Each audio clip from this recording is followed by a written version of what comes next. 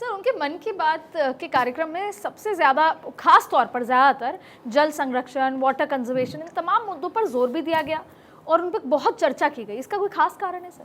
खास कारण ये है कि ग्रास रूट के आदमी हैं, गांव में पले हैं, गांव में पैदा हुए हैं, बड़े हुए हैं, समझते हैं। खासकर उनका उनकी माँ के प्रति बड़ा लगाव था। माँ उनको बहुत शिक्षा देती थी जल को बचाने की, जल के संरक्षण की।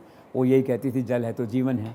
गांव में पानी कैसे बचाया जाए, कैसे नालियों में पानी चलाया जाए, कैसे वहाँ बचाया जाए, उसको बरसात के पानी कैसे इकट्ठा किया जाए, तो उनके दिमाग में रहा। इसीलिए मन की बात का मैं देख रहा था कि सबसे ज़्यादा किन शब्दों का उन्होंने जिक्र किया आज तक।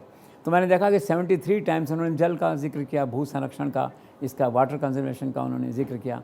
तो उसका बैकग्राउंड है, एक तो ये है कि एक्चुअल में राष्ट्र में जल की कमी है, तो उन्होंने एक जल मंत्री बनाया है अपने हिसाब से छांट के, गजेंद्र सिंह शेखावत को जो है, और उनको जिम्मेदारी सौंपी कि पूरे देश में जाओ, देखो कि हमें जल जो है, जल है तो जीवन है, उपलब्ध कराना है। वो अपने काम में लगे हुए हैं।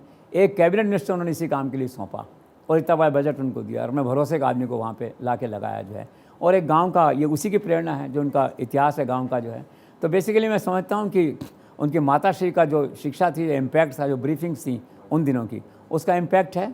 और उनको भी ऐसे लगा होगा कि वो जो माँ कहती थी आज से 40 साल पहले, वो आज भी उतना रेलेवेंट है, वाटर कंजर्वेशन।